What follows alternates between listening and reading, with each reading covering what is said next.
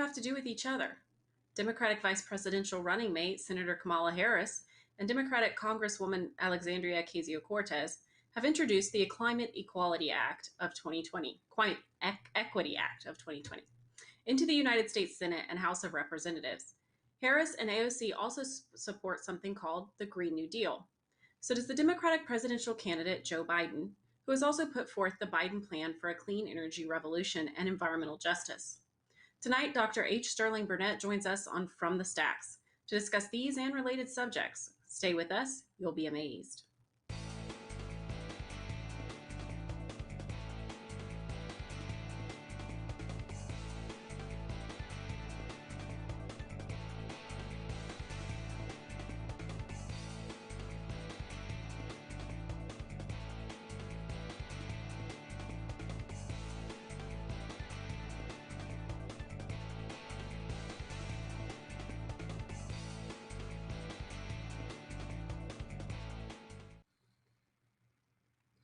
Good evening. I'm Cal Beisner, founder and national spokesman of the Cornwall Alliance, and we are an organization dedicated to educating the public and policymakers on biblical earth stewardship, economic development for the poor, and the gospel of Jesus Christ, together with the Christian worldview, theology, and ethics that comes along with that good news that sinners like me can be reconciled to God by grace alone, through faith alone, in Christ alone, because of the atonement that he made on the cross for us. As we get into this live stream, this From the Stacks program, I would ask you, please, to share the program with others. Just share the link onto your own Facebook wall and ask your friends to join you in viewing this. It's a great way for you to help other people to learn about the Cornwall Alliance and what we do. This evening, we are joined by Dr. H. Sterling Burnett to discuss the Biden-Harris agenda for energy and climate.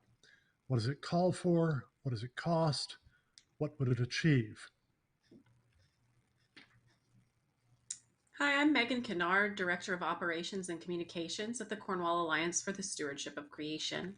If you have a question during tonight's live stream, pop it in the comments box. I'll be monitoring that and we'll do our best to answer your question live.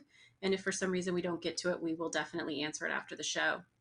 Before we jump into tonight's discussion, we want to let you know about a fascinating documentary video that you can receive absolutely free as our thanks for a 100% tax-deductible donation of any size. It's Easy Being Green When You Have No Choice, Sustainable Development and the End of History explains how and why proponents of global socialistic governance have used the United Nations Earth Summit of 1992, Agenda 21, which has since been updated to Agenda 2030, and the UN Framework Convention on Climate Change to pursue their goals. This 95-minute documentary reveals the connection between the collapse of the Soviet Union and the global war on carbon dioxide, how the global effort to control climate cripples our freedom, how proponents have put public schools in America and around the world to work for their agenda, and more. To receive your free copy of It's Easy Being Green, just go to www.cornwallalliance.org, click on the donate button, make your donation of any size, and in the comments field, ask for It's Easy Being Green or mention promo code 20-09. Now let's introduce our guest for tonight. Sterling Burnett holds a Master of Arts and a PhD in Applied Philosophy, basically ethics, from Bowling Green University. For over 30 years, he specialized in environmental ethics. He is a senior fellow in environmental policy for the Heartland Institute and managing editor of Heartland's Environment and Climate News. He is also an advisory board member of the Cornwall Alliance and a board member and past president of the Dallas Woods and Water Conservation Club.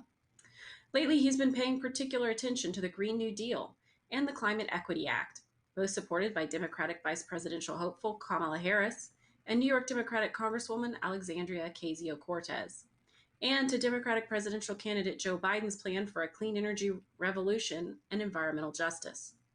Tonight, he'll explain what these call for, what they would cost, and what would be the consequences of pursuing them. Dr. Burnett, welcome. Thanks for having me on. Sterling, it's great to have you with us on From the Stacks. By the way, for those of you who don't already know, we call this show From the Stacks because at least in my case anyway, I do it in the midst of my library, and librarians don't call bookcases bookcases; they call them stacks. Don't ask me why, but hey, we thought it would be fun, so that's what we do. Three large rooms in my house are filled with stacks. So now, Sterling, first, tell us a bit more about yourself. How and why did you come to focus your career on environmental ethics, and just what does environmental ethics mean? Yeah, well, so it started long before I got my PhD. When I was an undergraduate, um, I did a dual degree in business and anthropology, and I thought at the time I would become an archaeologist. I wanted to do underwater archaeology off in Greece, but I wanted to uh, finance it privately. I wanted to start a radio station and then make money, sell my license, and go finance my own digs. My last semester of college, I met a gentleman named John Bodden who ran an institute Hmm, called the Foundation for good Research in friend of Economics and mine. the Environment. Oh yeah, well, he's one of the founders of the free market environmental movement, and He sure is. he was teaching at Southern Methodist when I was working on my undergraduate, and he sort of took me under his wing. He recognized some potential, I guess, and he asked me to come work for him when I graduated. I was getting some interesting job offers, certainly some that paid more than he was willing to offer. But he said I would be intellectually stultified in them, and he was right. So I took him up on the offer. That set me on the path. Now, John thought I should become an economist, but I thought that the economics victory had been won. The Soviet Union was, on the verge of collapse. It hadn't collapsed yet, but it was about to. The economic case for freedom, in the sense of providing goods and services to people, I think had been clearly won. But John said it was the moral. John kept calling it, you know, morally superior. And I Hmm. thought there's a difference between morals and economics in the sense that I don't happen to be a utilitarian. I'm a rights theorist, but back then I didn't make that Hmm. distinction. I just knew that when my friends who had children, when they came home from school and they had been caught cheating on a test, the parents, when they were upset, they weren't complaining that they didn't cheat efficiently. The complaint wasn't that they got caught, is that they had done something wrong in the first place. And I thought we needed to make a stronger case for the moral argument for freedom. And how I got into the environment portion of it Amen to is that. I basically saw environmentalism as the last big threat to freedom.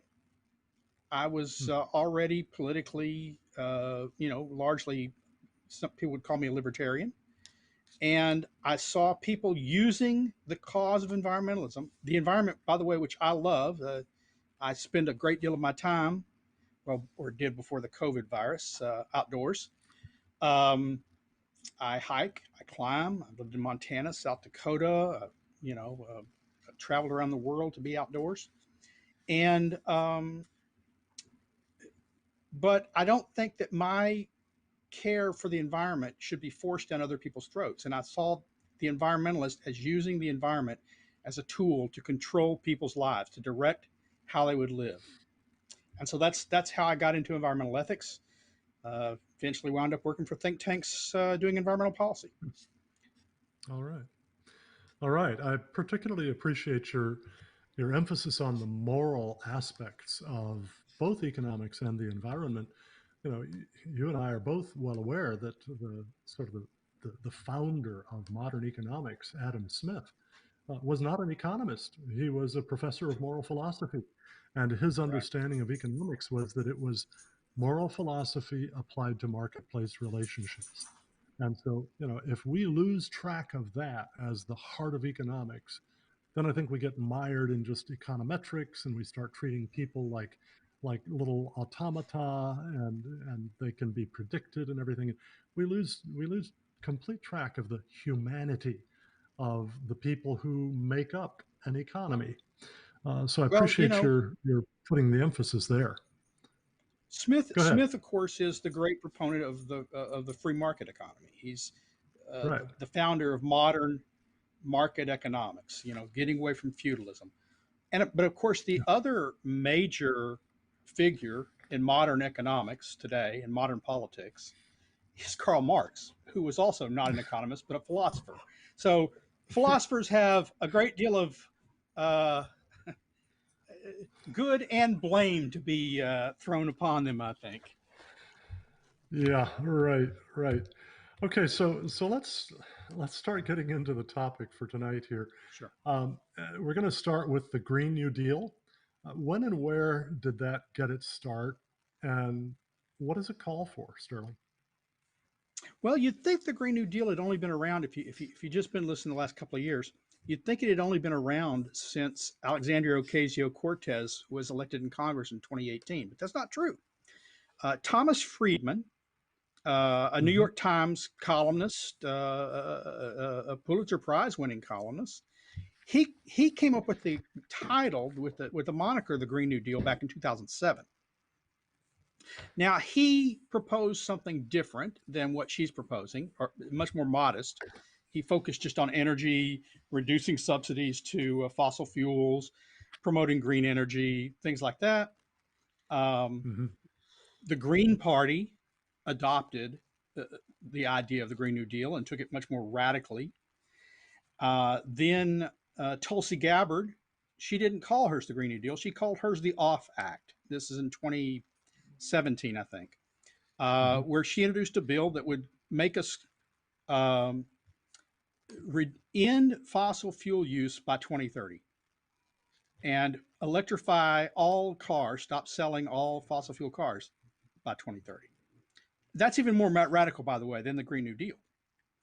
Yeah. But some of the things that she's proposed were adopted in the Green New Deal. The Green New Deal, as Alexandria Ocasio Cortez, representative of New York, has pushed it. Uh, Interestingly enough, she and her chief of staff have said that they did not view it as an environmental law.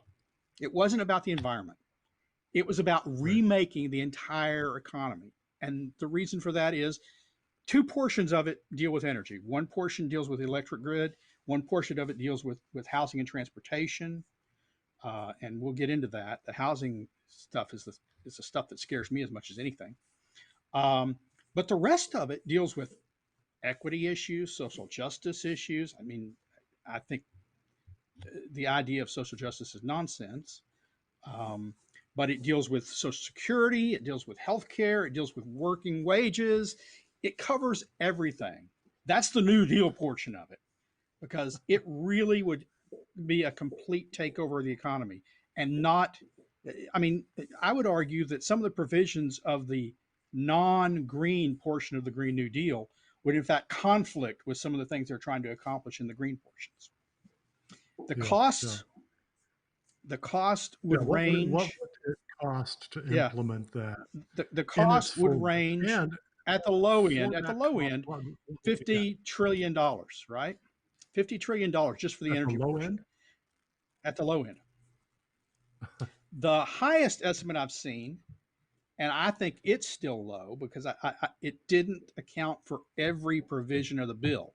No one, as far as I can tell, has done a look at every program it would require. But it was $93 trillion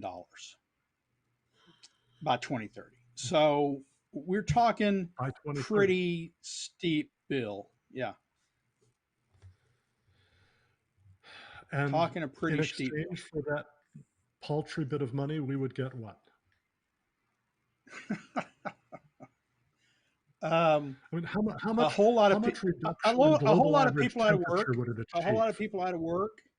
Well, see, there's the problem. If everything worked as they imagine it will work, if all the programs go into place and they do what they would do, it would prevent about 2/10 of a degree of temperature rise in 2100. So less than the margin of error of a thermometer. It's not clear they could measure how much it would prevent. And if you're talking about, because quite frankly, I'm not overly concerned about temperature. People, when they retire, they don't typically retire to Duluth, Minnesota. They retire to Florida. Much bigger difference in temperature than a degree or 2 degrees. Yeah. Uh, in Texas here, I experienced 20 to 40 degree temperature changes every day. Yeah. We adapt quite nicely.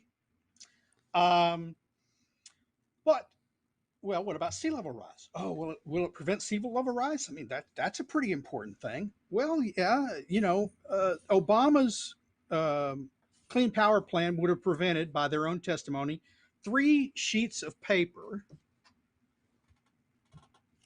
Let me illustrate this.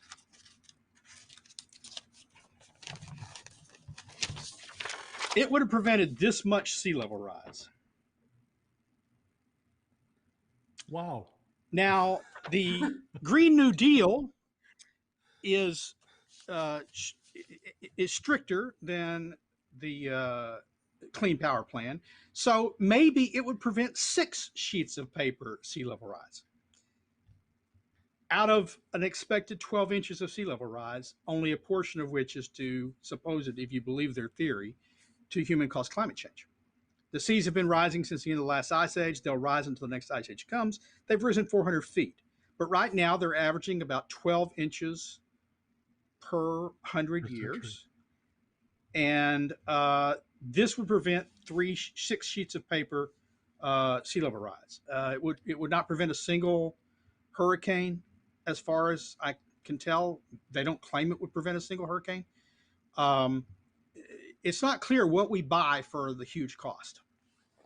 Yeah, but it might Wow. reduce the sustained wind speed in a hurricane from, say, 153 miles per hour to 152.8. And there you go. That will certainly keep the roof on my house that 0.8 degrees. Now, I don't live where hurricanes come for the most part.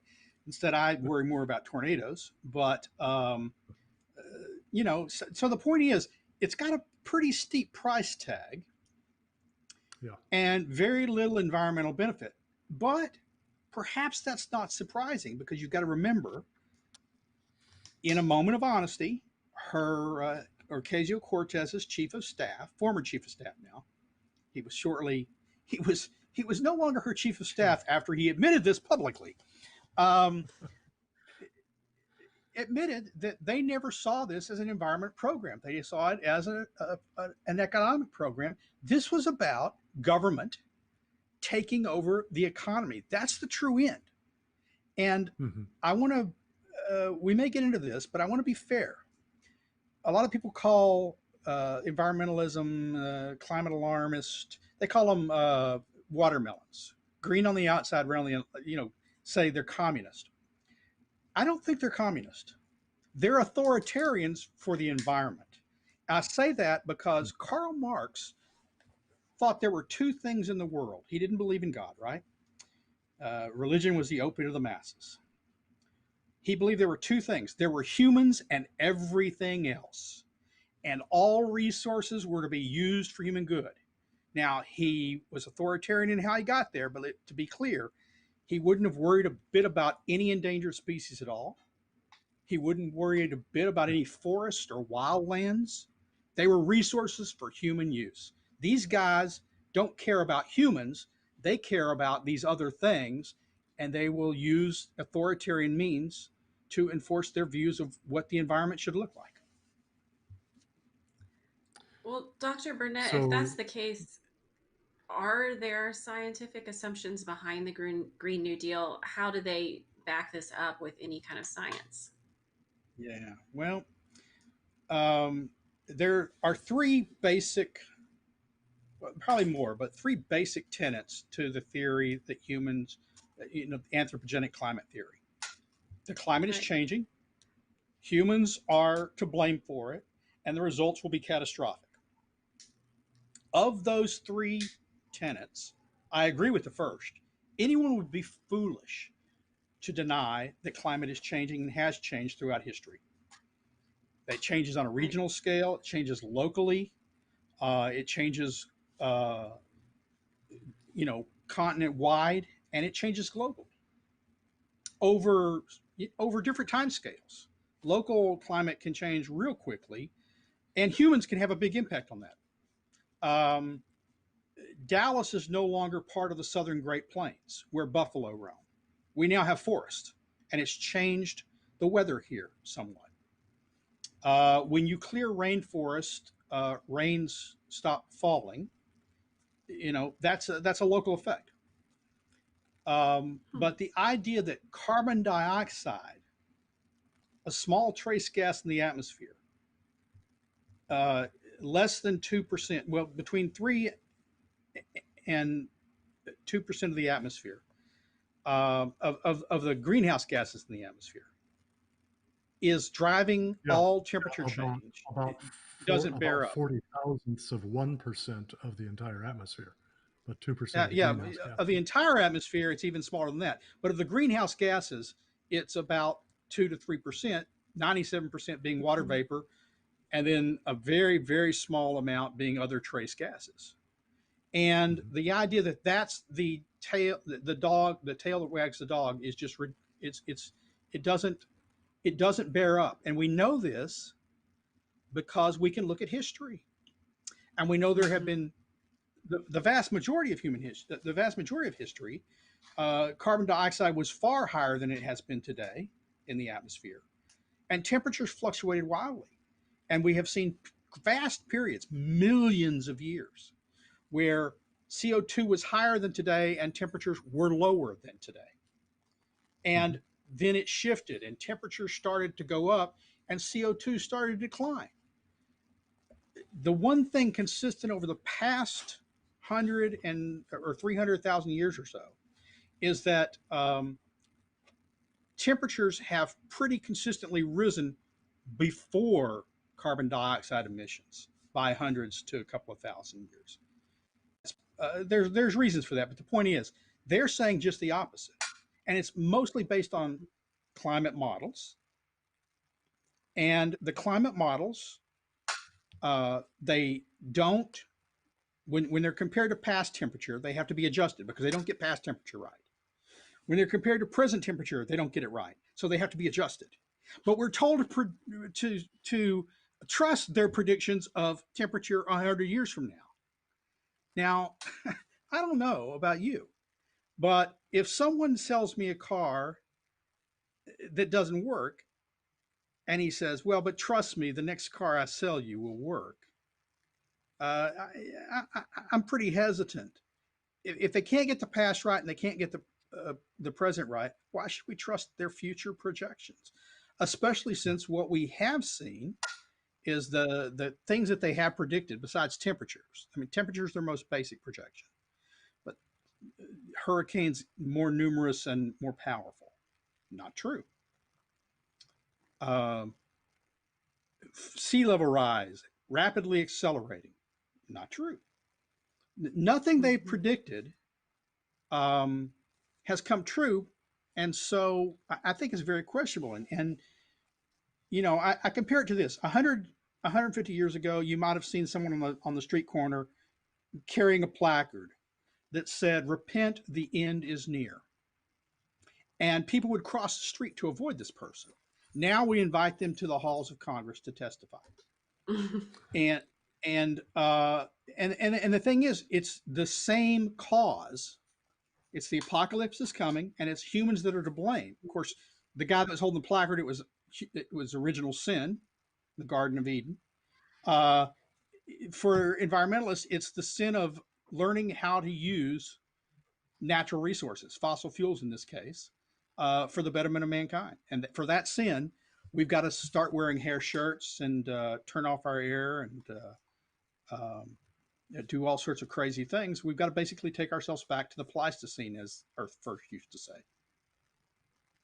Wow. Well, invariably, new legislation tends to benefit some people at the expense of others, or maybe it doesn't tend to, maybe it just definitely does.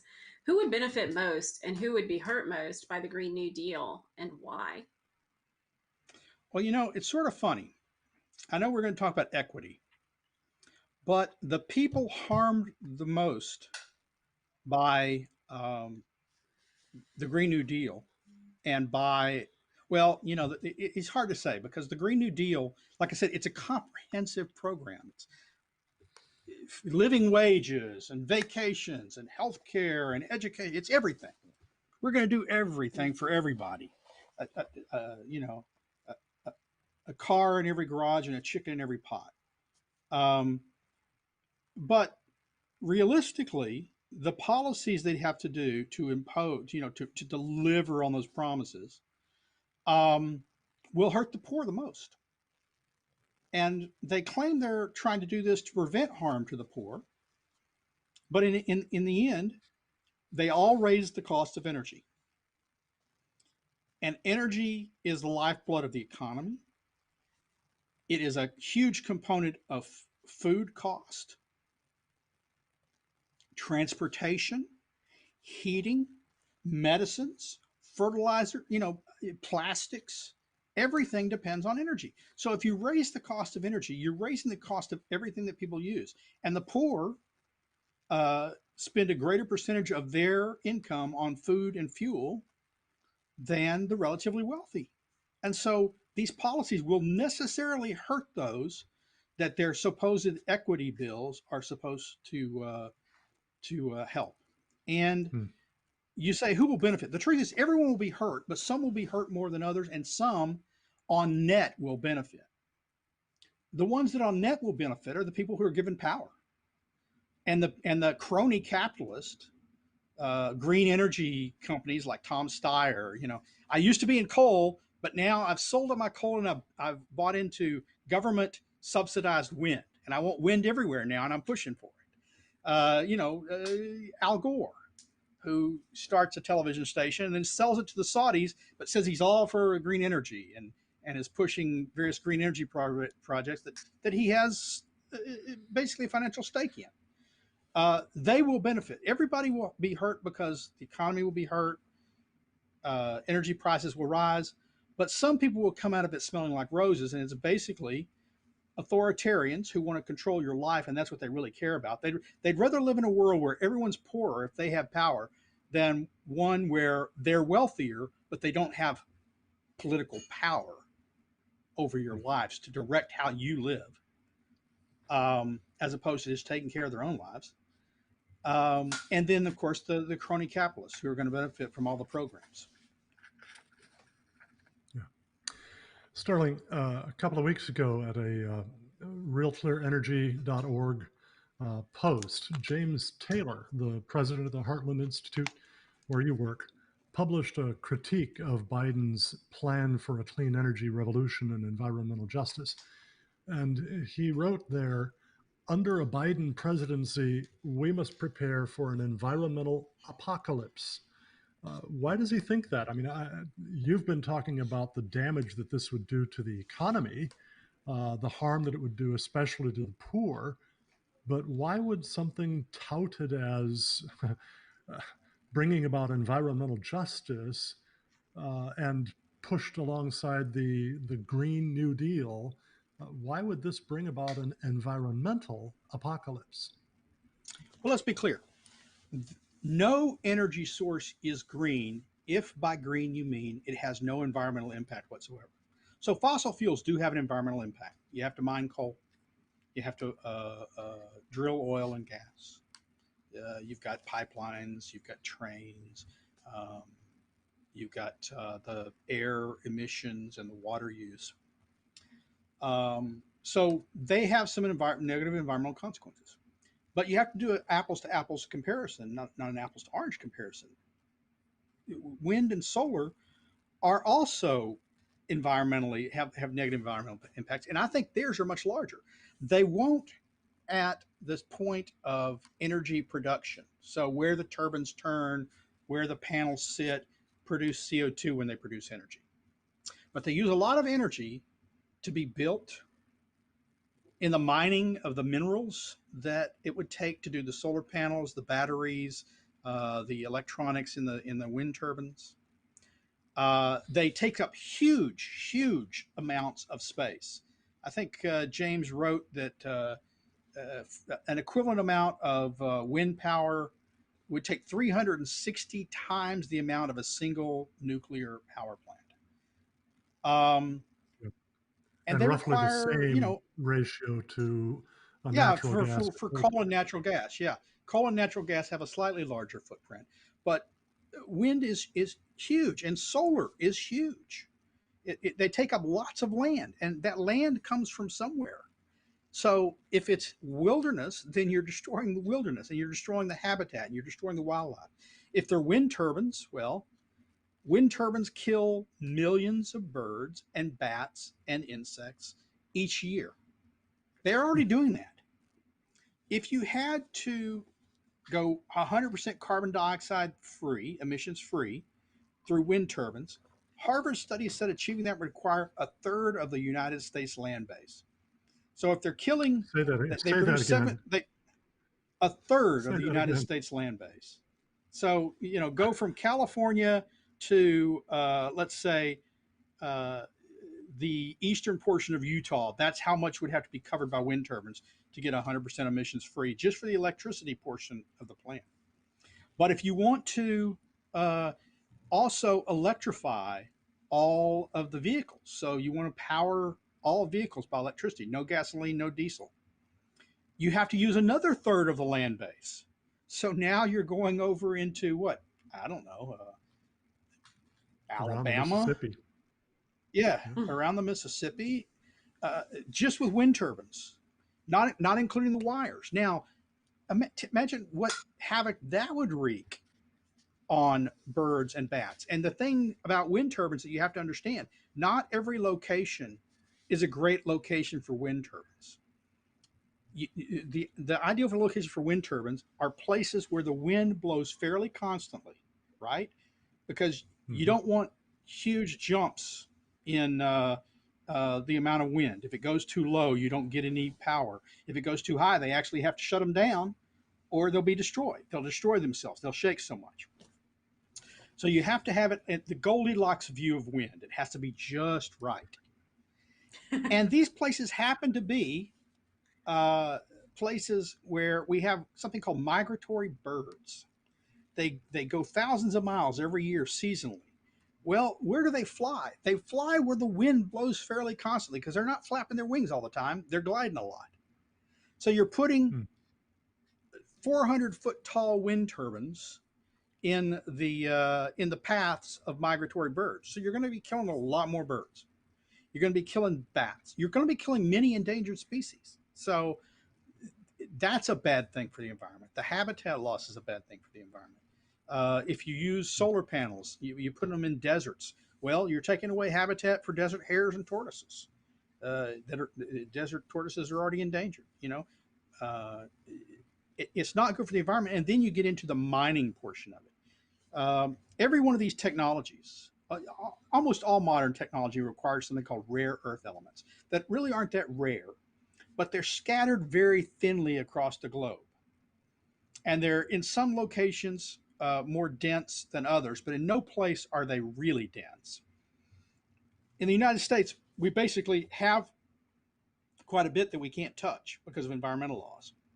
So we get most of our rare earths. In fact, the world gets most of its rare earths from China because they don't care so much about environment issues. And so the mining of these wreaks horrible environmental damage. The because you have to crush tens of thousands of tons of rock to get minuscule amounts of rare earths. The refining of these require a lot of water and produce a lot of waste that makes a lot of people sick. Um, you wreak all sorts of environmental damage. So there's the real danger of green energy and the Green New Deal. That's why James called it an environmental apocalypse. It will wipe out wildlife habitat.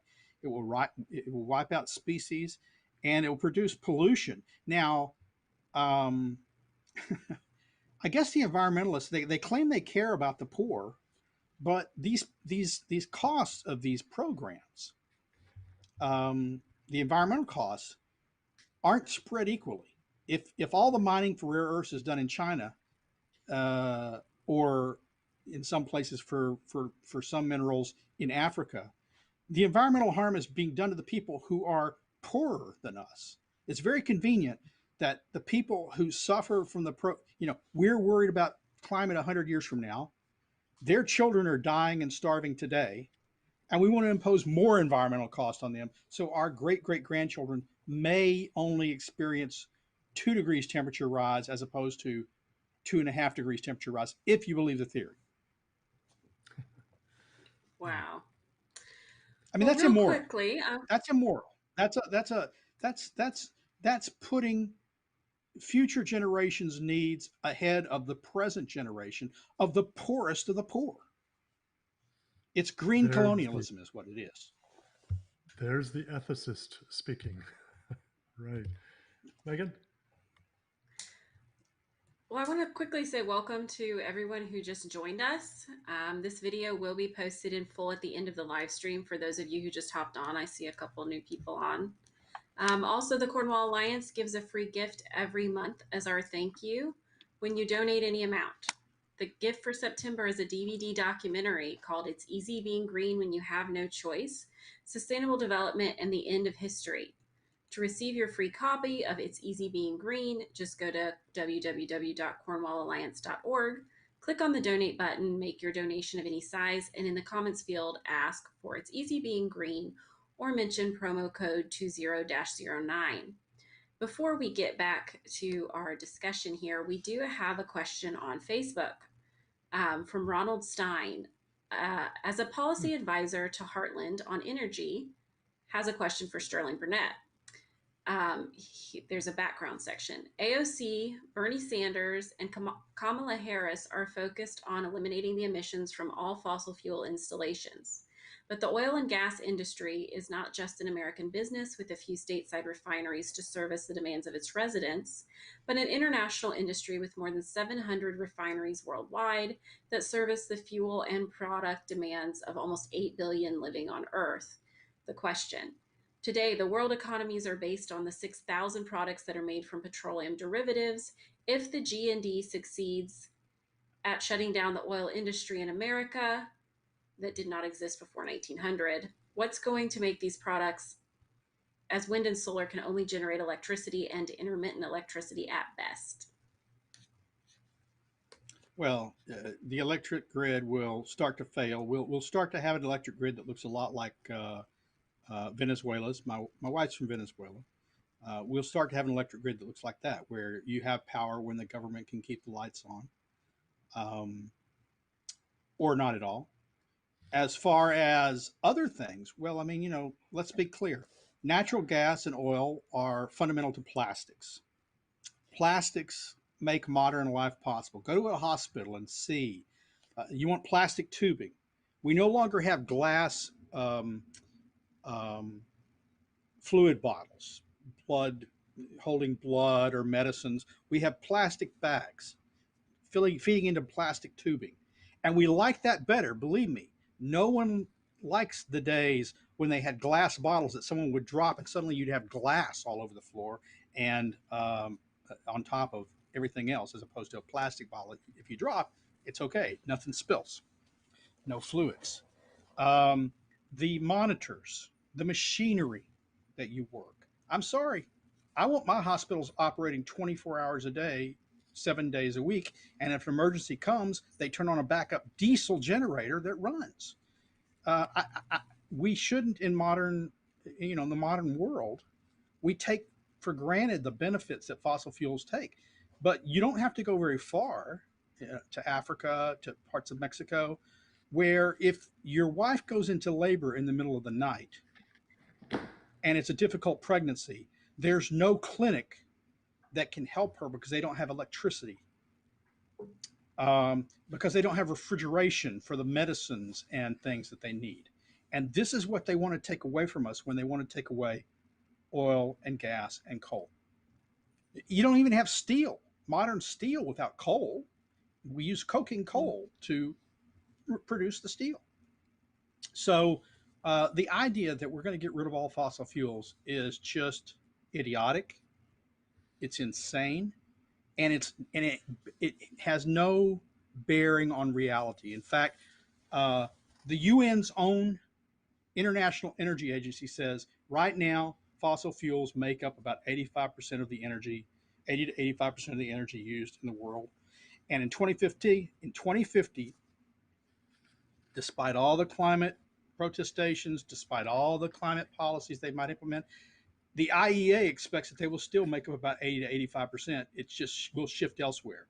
The developed world will reduce their use through efficiency and better use, but also because they're building expensive, unreliable, renewable energy sources. Um, but the developed world will be using more and more oil, gas, and coal. Yeah, and all of that Wow. is not even to mention fertilizer, which Yeah, is what enables our fertilizers. farms to grow so much food that we can feed 8 billion people around the world. It's there are so many things. I think it was mentioned some 10,000 different products that are made out of the you know the non burned up for fuel parts of oil and gas, and for that matter, coal. So yeah.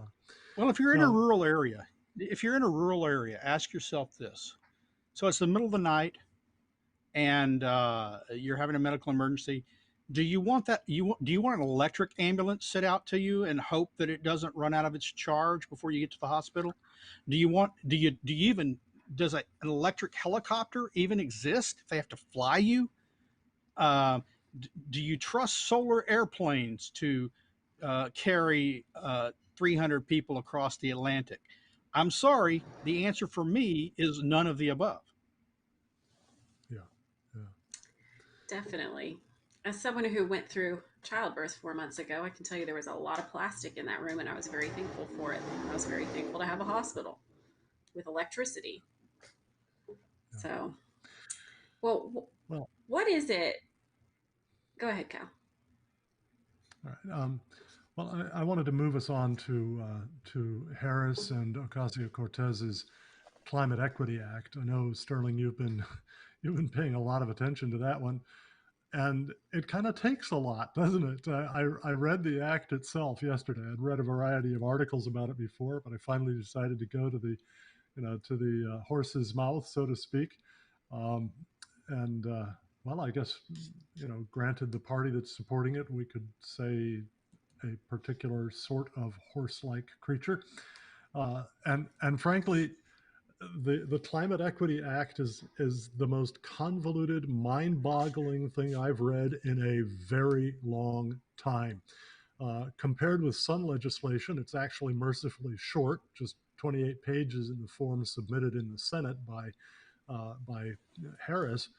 But one of the first things I noticed about it was its failure to define its most important term. Now, like pretty much every bill that ever gets proposed in the House or the Senate, it has a section called definitions, and it defines 8 terms in there: agency, board of advisors, director, environmental or climate change nexus, frontline community, investment, office, and rule. As if any of those, aside from perhaps environmental or climate change nexus or frontline community, but any of those others are really tough to define, right? But the purpose of the bill is said to be, and I quote here, to ensure climate and environmental justice accountability and for other purposes. The key word in there is justice. Now, that word appears 47 times in the bill, and the word equity in its title, and apparently interchangeable with justice, appears 18 times. Yet nowhere does the bill define either justice or equity. Sterling, you are a philosopher who has specialized in ethics, the philosophy of ethics, and justice is kind of a little bit important there, right? Yeah. Um, so, granted that the bill never distinctly, explicitly defines either justice or equity, what does it appear to mean by them? Well, I'm sort of as puzzled and flummoxed by that as you are, because not only does it not define it, but the impression that you're given is the very thing it's fighting for is the very opposite of what we think of as justice. Justice typically is understood you know in the Judeo-Christian tradition. You might think of the justice of God, which means following His laws, asking for forgiveness for sin, trying to be the person that Christ would have you be. But human justice typically means um, having laws, following those laws, and those laws being neutral between people in the sense of it sets up rights and responsibilities, judge you based upon your social status. Hmm. It's your the color of your skin. Um, it is supposed to be colorblind. It's the maintenance. The justice system is an administration of impartial adjustment of sort of conflicting claims and assignments of rights and responsibilities, and the Hmm. correction of harms or punishment for violations of those laws and rights. That's a system of justice. But this Hmm. doesn't talk about that. It talks about peoples, frontline communities. It's about it's similar to the idea of social justice, and both of those things are the very opposite of impartial. They are Yeah. selecting certain people as being more deserving, and because they need more help, not as well situated as others, whether through their own the choices they make or just the situation into, and treating them differently under the law and giving Hmm. them special rights and privileges and special advantages and say, and that's not justice. So it's Yeah. it's an Orwellian use of the term. It's turning the idea of what justice is on its head. Yeah. In my booklet, Social Justice versus Biblical Justice, I build out of Scripture itself a definition of justice. I say that justice means rendering impartially and proportionally to everyone his due, that is, what people deserve, in accord with the righteous standards of God's moral law. And so the emphasis there is on impartiality, no playing favorites, proportionality, the reward and punishment must fit the behavior, and the the idea of desert, merit, what is due, and then an objective standard outside our own personal preferences, the law of God given in the Ten Commandments, the two great commandments, and so on. And the whole idea of social justice really just runs afoul of every one of those criteria of real Yeah. biblical justice. And as I read through the Climate Equity Act, I thought to myself, there's no equity here. And frankly, there's not an awful lot related to climate in the Climate Equity Act. It's, as with the Green New Deal, it's far more about this sort of progressive social justice favoring of these communities and disfavoring of those communities that goes on. And so, really, I think that that just goes flat up against the classic Judeo-Christian Western civilization understanding of justice. Yeah. It, Well, to be would you see clear, it that way as well? there's two things to remember about this.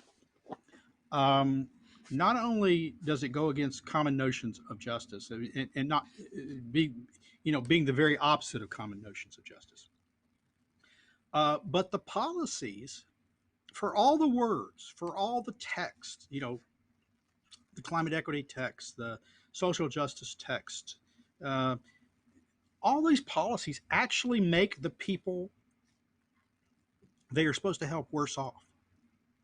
Yeah. Um, Markets help people. Having jobs help people. It helps them live better lives, to be able to purchase the things that they desire and want, as Hmm. opposed to someone in Washington D.C. saying this is what you ought to desire and want, and this is what Big Brother government will give you. And of Yeah. course, we know gifts aren't free. It only costs them a little bit of freedom. Um, the ability to prosper, for instance. Yeah. And so all of these programs that are supposedly about justice for the poor or the disadvantaged, be they minorities or the elderly or children, because different laws and different parts of the programs focus on different things, actually hurt those people by robbing them of the ability to make their lives better, of choice, and by raising the costs of everything that makes modern life possible, by raising the cost of energy, by raising the cost of food. They will have to make choices. Now, of course, they say, well, we'll just give you all this stuff, but there's no justice in that. There's no merit in that. Let, and let and and alone where do they get it to give it to you?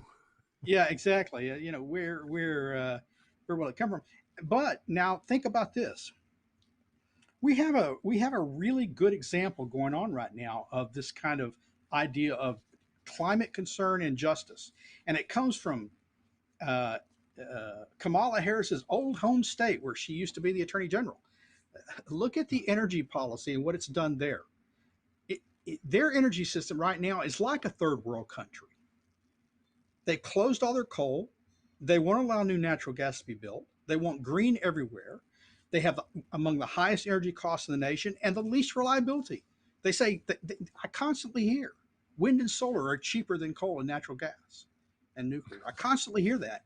And yet, every place that they force more and more of it onto the system, their energy prices are higher and higher than states that don't Yeah. have Yeah. green energy mandates, that states that don't keep raising their requirements for more and more green energy. If it's cheaper, Yeah. why are the costs going up? And more than price for me. I mean, if my bill goes up a little bit or even a lot, I'll probably be able to afford to pay it. I've got that advantage, but some people can't. But more importantly, it makes the reliability, it goes down. They have to shut down.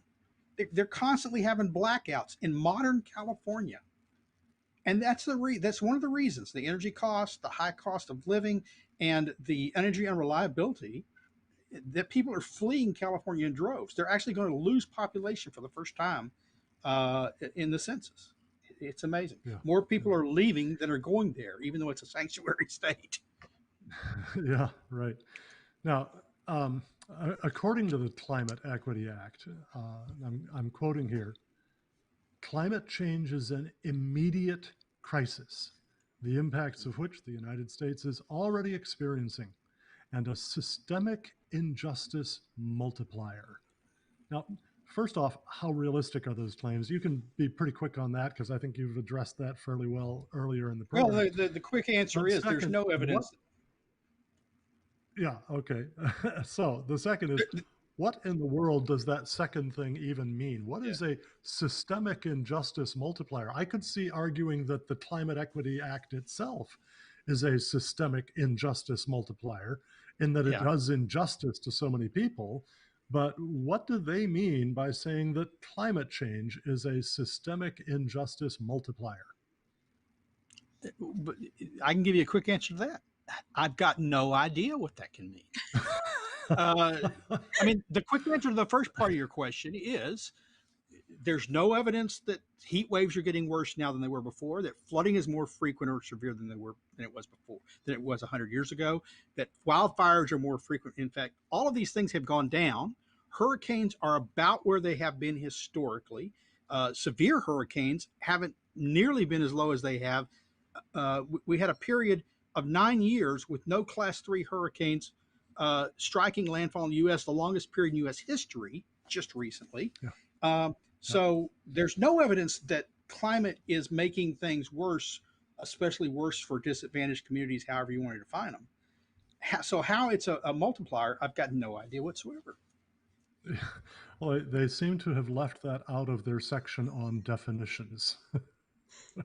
Well, that's because Um, they don't want to be pinned down on things like that, because whoever they want to be able to claim, whoever's disadvantaged, whoever will benefit them the most to stay in power. yeah, They will be the yeah. disadvantaged person, believe me, or group. Well, Dr. Burnett, when Kamala Harris was announced as the pick for Biden's VP, everyone started calling her moderate.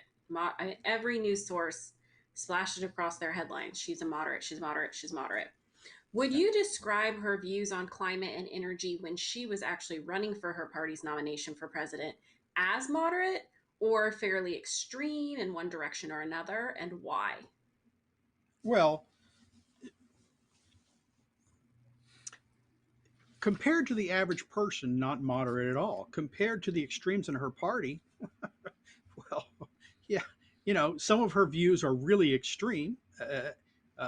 She wants to end all oil and gas production on public lands, stop leasing, which is, by the way, the second largest source of income for the federal government. So where are they going to make that up? She wants to end fracking. Not that they have the right to do so on private lands. It'd be very difficult for them to do so on private lands. Um, she wants carbon neutrality. I think she said by 2030, so that's pretty quick. Um, but in truth, as if you look at it in the spectrum of the Democratic Party today, that's not out of the mainstream. that, that's I mean that's almost in the platform of the party right now is carbon neutrality by 2030 or 2050.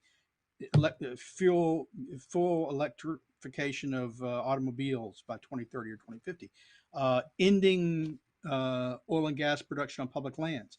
That's just part and parcel of what it is to be a Democrat. So her views are extreme, but they are the views of the Democratic Party right now. Hmm. Yeah.